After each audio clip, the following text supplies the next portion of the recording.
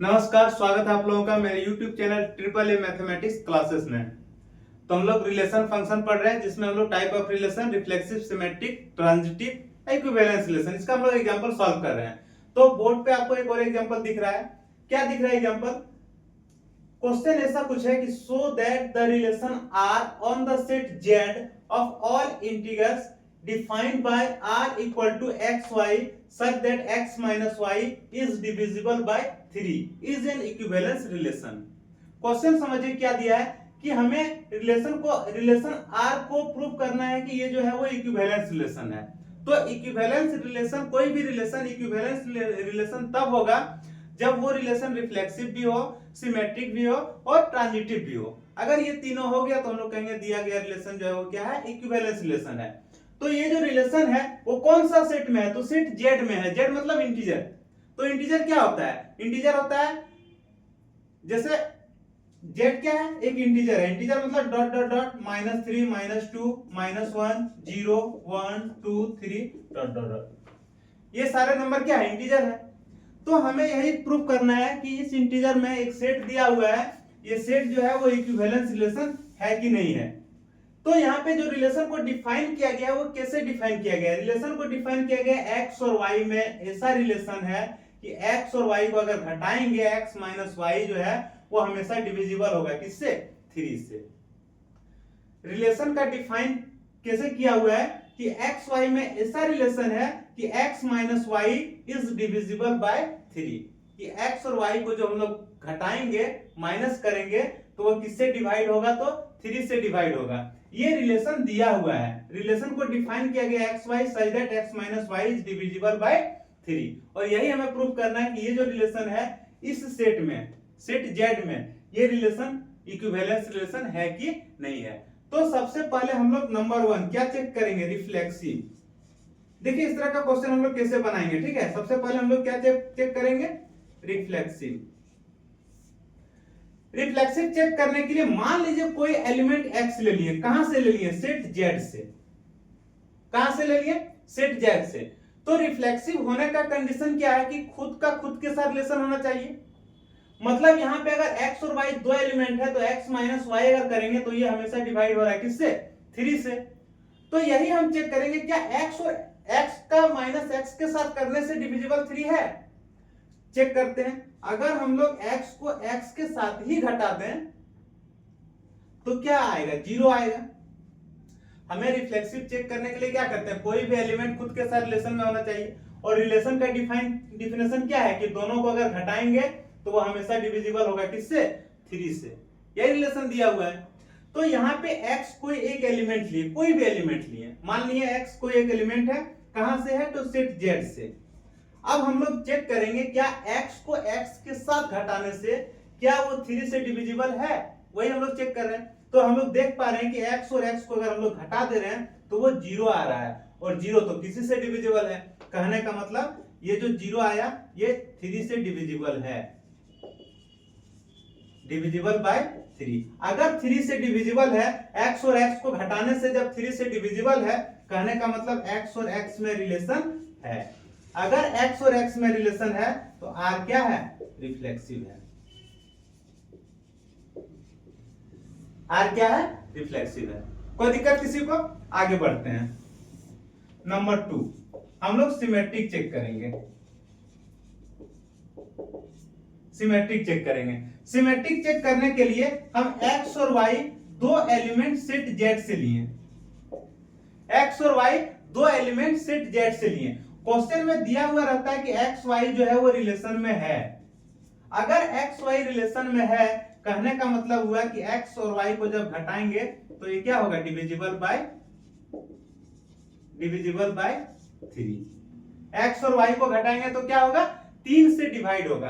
अगर x minus y divisible by 3 है तो इसको कुछ हम लोग मैथमेटिकल लैंग्वेज में इस तरह लिख सकते हैं। डिविजिबल बाय 3 को हम लोग मान लिए 3m। क्या मान लिए हम लोग? 3m। ठीक है। अब इसको जस्ट रिवर्स करके देखिए, इसको मिटा दे रहे हैं यहां पे, ठीक है। इसको यहां पे ले आते हैं। x minus y equal to 3m, मतलब 3 से डिविजिबल है।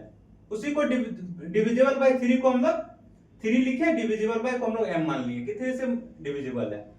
तो यहाँ पे देखिए इसको -y लिखे और ये यहाँ पे +x लिखे इक्वल टू 3m होगा।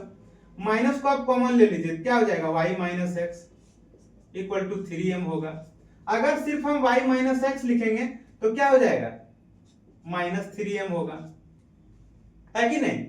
अगर हम लोग y माइनस एक्स लिखेंगे तो ये 3 हो जाएगा और माइनस m ऐसे लिख सकते हैं कि नहीं लिख सकते हैं। यानी कि जो भी नंबर हमें मिल रहा है, जो भी नंबर यहाँ पे मिल रहा है वो 3 से डिविजिबल है कि नहीं। यहाँ कुछ भी रहे, यहाँ 1000 रहे, 5000 रहे, 10,000 रहे, 15,000 कुछ भी रहे, लेकिन यहाँ तो 3 दिख रहा है ना। अगर यहाँ 3 दिख रहा है, यहाँ पे अगर हमें 3 नजर आ रहा है तो हम कह सकते हैं कि 3 से डिविजिबल होगा ही होगा। मान लीजिए कोई नंबर यहाँ 3 है और यहाँ 501 है, आपसे पूछा जाएगा कि ये 3 से डिविजिबल है, क्योंकि इससे हमें कोई मतलब नहीं है, यहाँ 3 दिख रहा है तो 3 से डिविजिबल होगा ही। वैसे ही यहाँ पे देखिए x माइनस वाई 3 से डिविजिबल है दिया हुआ, हमें सिमेट्रिक चेक करना है जिसमें x माइनस वाई, x और y दो हम लोग लिए, कहां से लिए तो इंटीजर से लिए, x y रिलेशन में है, मतलब x और y को घटाएंगे तो 3 से डिवाइड होगा, 3 से डिवाइड को हम लोग 3m मान लिए। इसी को जस्ट यहाँ पे लिख दिए x minus y equal to 3m, इसको लिखे minus y plus x equal to 3m, minus को कॉमन लिए तो y minus x equal to 3m, तो y minus x equal to -3m, तो यहाँ पे 3 लिख दिए और इस माइनस को यहाँ पे रख दिए। तो यहाँ कोई भी संख्या रहे उससे हमें कोई मतलब नहीं है, यहाँ हमें देख पा रहे हैं हम यहाँ की 3 है, मतलब 3 से डिविजिबल होगा ही होगा।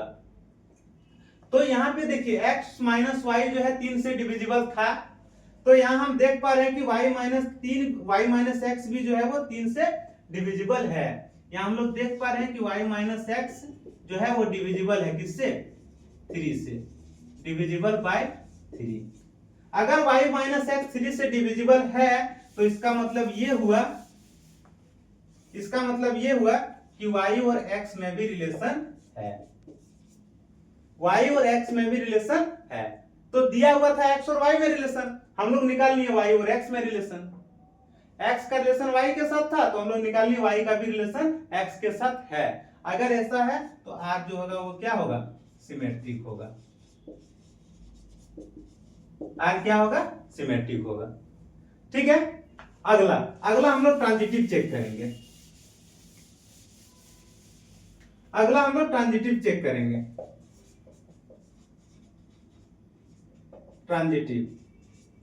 ट्रांजिटिव कैसे चेक करेंगे, मान लीजिए यहाँ x, y और z 3 एलिमेंट लिए, कहां से, सेट z से, कैपिटल Z लिखें, ठीक है। या फिर हम लोग कह सकते हैं a b c, या फिर x y z ही ले लीजिए, कोई दिक्कत नहीं है। x y z हम लोग इंटीजर से लिए, ठीक है। यहां पे दिया हुआ रहेगा आपको कि x और y में relation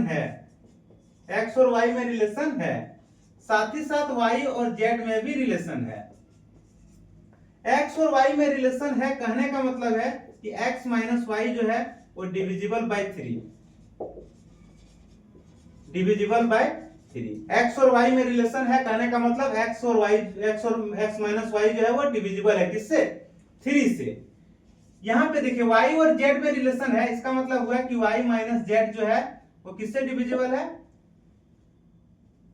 y minus z is divisible by 3। देखिए x और y रिलेशन में है, y z रिलेशन में है, ये दिया हुआ है। अगर x y रिलेशन में है कहने का मतलब x और y, x माइनस y जो है वो किससे डिविजिबल है, 3 से।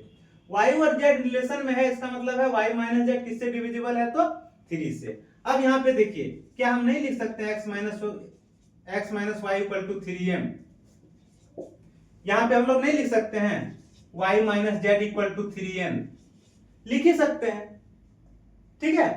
अब क्या करेंगे, इसको दोनों को ऐड कर देंगे, तो ऐड करने से क्या आएगा, देखिए यहाँ पे इसको और इसको दोनों को ऐड कर देंगे, तो यहाँ पे क्या है, x माइनस वाई है, तो यहाँ पे हम लोग लिखे x माइनस वाई प्लस, यहाँ पे क्या है, y माइनस जेड है, तो यहाँ हम लोग लिखे y minus z equal to, यहाँ पे क्या है 3m है, तो यहाँ पे हम लोग लिखे 3m प्लस, यहाँ पे क्या है 3n है, तो हम लोग लिख दिए 3n।